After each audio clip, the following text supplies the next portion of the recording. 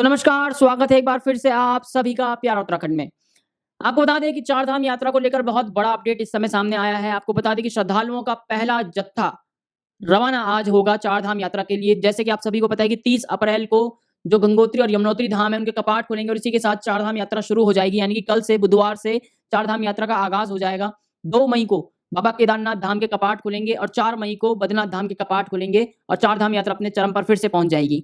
लेकिन आपको बता दें कि चार धाम यात्रा का पहला जत्था आज यानी कि मंगलवार सुबह को रवाना हो गया है। हरिद्वार में स्थित माया देवी मंदिर में पूजा अर्चना के बाद 500 तीर्थ यात्रियों का दल चार धाम यात्रा के लिए रवाना किया गया है। चार धाम यात्रा को लेकर तीर्थ यात्रियों में इस बार काफी उत्साह देखने को मिला है। उधर धामी सरकार की ओर से चार धाम यात्रा को लेकर सभी तैयारियां पूरी की जा चुकी हैं। चाहे स्वास्थ्य हो, सड़क हो, पेयजल हो, टॉयलेट और ये सभी बुनियादी सुविधाओं में इस बार सुधार किया गया है।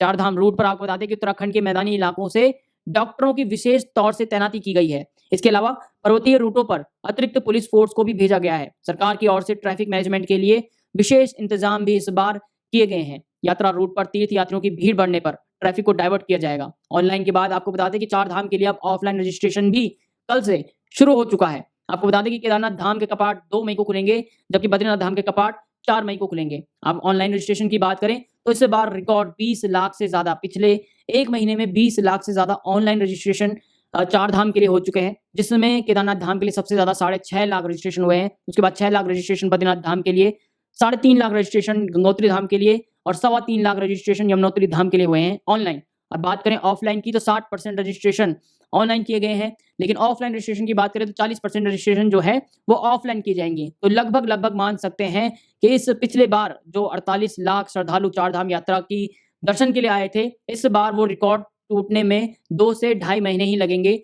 जबकि इतने सारे रजिस्ट्रेशन ऑनलाइन हुए हैं और ऑफलाइन रजिस्ट्रेशन के लिए भी सरकार ने जो काउंटर्स हैं, चाहे डाक पत्थर हो, विकास नगर हो या फिर हरिद्वार हो, ऋषिकेश हो, इन सभी जगह पे चार धाम रूट पर जो ऑफलाइन रजिस्ट्रेशन के काउंटर हैं वो इस समय खोल दिए हैं। धामी सरकार की ओर से तैयारियों की बात करें तो धामी सरकार की ओर से चार धाम यात्रा रूट पर अतिरिक्त पुलिस फोर्स को तैनात किया गया है। पुलिस और प्रशासनिक अधिकारियों को अलर्ट मोड पर रहने की सख्त हिदायत भी दे दी गई है। इसी के साथ ही चार धाम रूट पर संवेदनशील और लैंड स्लाइडिंग जोन में अतिरिक्त फोर्स की तैनाती भी की गई है। एसडीआरएफ के जवानों को भी 24 घंटे अलर्ट मोड पर रहने की सख्त हिदायत भी दे दी गई है। आगे तैयारियों की बात और करें तो सबसे ज्यादा जो दिक्कतें आती है वो मेडिकल को लेकर आती हैं। आपको बता दें कि चार धाम यात्रा शुरू होने से पहले सरकार ने राज्य में पर्वतीय क्षेत्रों में विशेष डॉक्टरों की तैनाती कर दी है। इसी के साथ साथ चार धाम यात्रियों के साथ ही अन्य राज्य के आम लोगों को भी बड़ी राहत मिलेगी। जहां बात करें चार धाम यात्रा को लेकर, अगर बात करें तैयारियों की, तो सबसे ज्यादा सवाल आता है सड़कों को लेकर।